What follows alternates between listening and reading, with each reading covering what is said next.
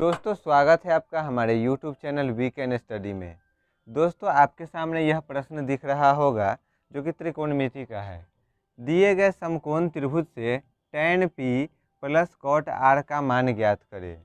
दोस्तों जब भी इस तरह का प्रश्न आपके सामने आए तो यहाँ पे एक बहुत ही कन्फ्यूजन वाली चीज़ होती है कि यहाँ पे जो tan है उसमें एंगल p दिया हुआ है और जो हमारा cot है उसमें एंगल r दिया हुआ है। तो हम इसे किस तरह से सॉल्व करेंगे। यहाँ पे दोस्तों लंब और आधार में थोड़ा सा कन्फ्यूजन होता है, तो सबसे पहले मैं उसे दूर कर देता हूँ। दोस्तों हमारा एक जब भी कोई समकोण त्रिभुज दिया हो तो उसमें तीन चीज़ें होती हैं, ये लंब होती हैं, आधार होता है और कर्ण होता है। लंब को हम परपेंडिकुलर कहते हैं, आधार को हम लोग बेस कहते हैं और जो हमारा कर्ण है उसे हाइपोटेनस कहते हैं। दोस्तों आपको यह सबसे पहले याद रखना होगा कि जो लंब है, लंब यानी कि परपेंडिकुलर, इसकी परिभाषा यह होती है कि जो हमारे सामने जो भी कोई चीज़ अगर हमको निकालना है, जैसे कि यहाँ पे tan p है, तो जो हमारा एंगल होगा, जैसे कि p हमारा एंगल है, तो उस एंगल के सामने वाला जो भुजा होगा, ठीक सामने वाला, उसे हम लोग लंब कहते हैं। तो इसे हम लोग बोलेंगे कि न्यून कोण के सामने वाली भुजा। लंब हम किसे कहते हैं? न्यून कोण के सामने वाली भुजा को। अब हम आपको यह पता हो गया होगा कि इसमें दो न्यून कोण हैं।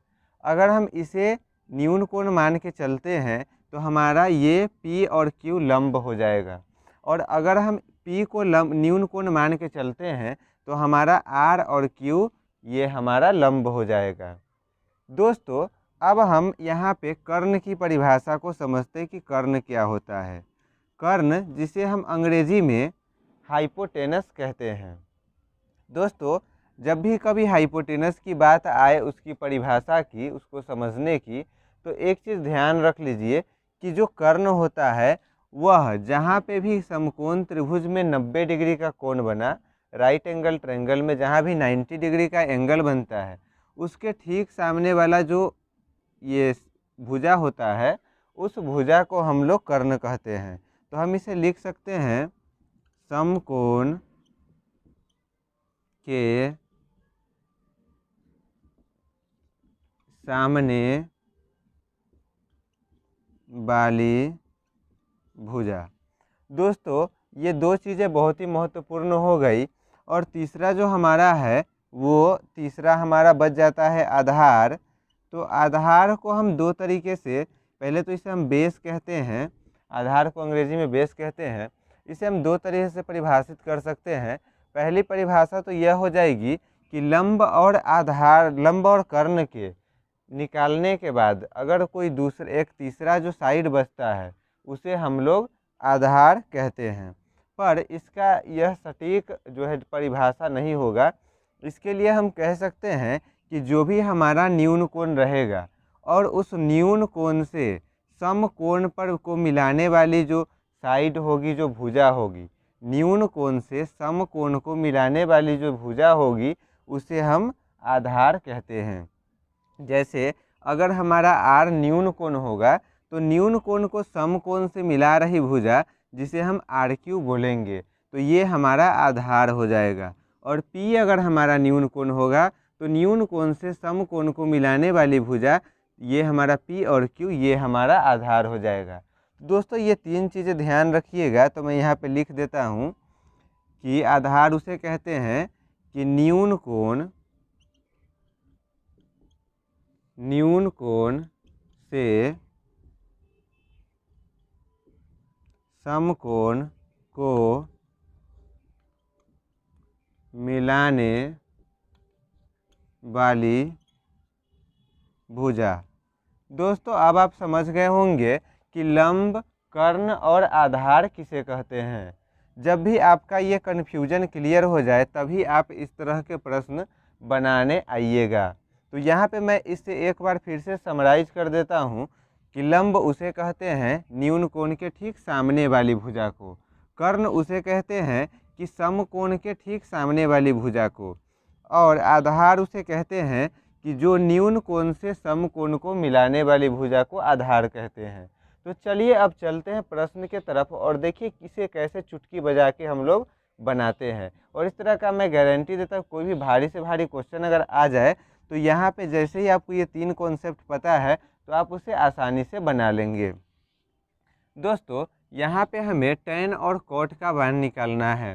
तो दोस्तों आपको तो यह पता ही होगा कि tan का जो वैल्यू होता है वो परपेंडिकुलर बटा बेस होता है, मतलब कि लंब बटा आधार होता है, और cot ठीक उसका उल्टा होता है, आधार बटा लंब होता है। तो हमारे पास यहाँ पे कर्ण का मान दिया हुआ है, और मान लीजिए कोई भी अगर हम एंगल लेते हैं तो हमारे पास लंब होता है तो आधार नहीं, आधार होता है तो लंब नहीं। तो इसके लिए पहले हमें R और Q का मान पता करना होगा। तो इसे पता करने के लिए समकोण त्रिभुज में पाइथागोरस प्रमेय का प्रयोग हम लोग करते हैं। तो यहाँ पे सबसे पहले हम लिखेंगे, दिया है, इस प्रश्न में जो जो चीज़ें हमें दिया है वो चीज़ें हम यहाँ पे लिख रहे हैं।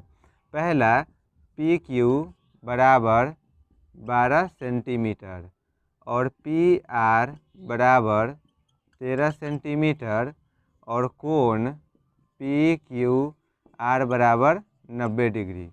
दोस्तों जब भी ऐसा चीज़ आपको दिया हो तो आप इसे यहाँ पे लिख सकते हैं, पाइथागोरस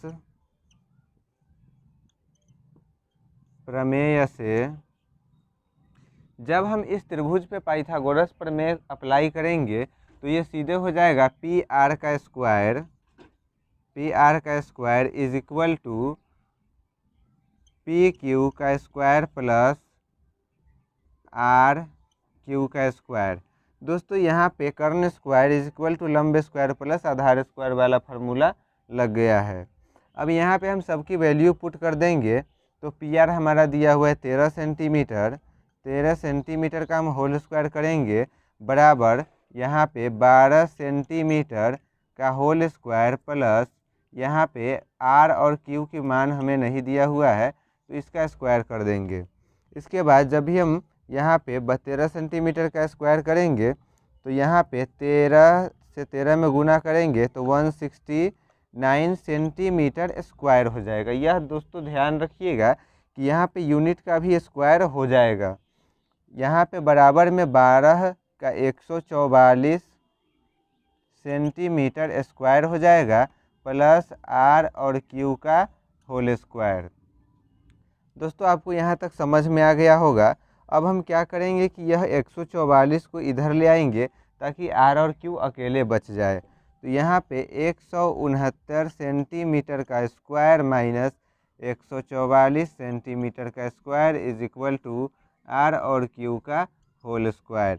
दोस्तों जब हम इसमें से इसको घटाएंगे तो हमारे पास 25 सेंटीमीटर यहाँ पे बचेगा, 25 सेंटीमीटर स्क्वायर बचेगा बराबर हमारा हो जाएगा R और Q का स्क्वायर। और दोस्तों यहाँ से जब हम R और Q की वैल्यू निकालेंगे तो वो हमारा 5 निकल के आ जाएगा, क्योंकि दोनों तरफ स्क्वायर है तो 5 सेंटीमीटर का होल स्क्वायर करेंगे तो R और Q बराबर हो जाएगा यहाँ पे हमारा 5 सेंटीमीटर।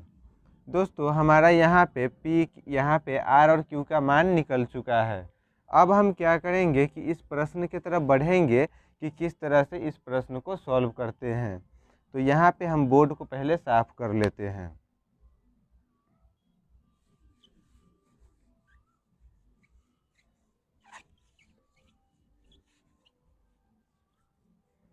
दोस्तों हमने यहाँ पे निकाला था R और Q का जो वैल्यू है वो 5 सेंटीमीटर। तो अब हम प्रश्न की तरफ बढ़ते हैं।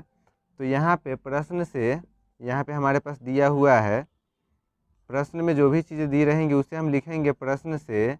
उसके बाद का ये स्टेप है tan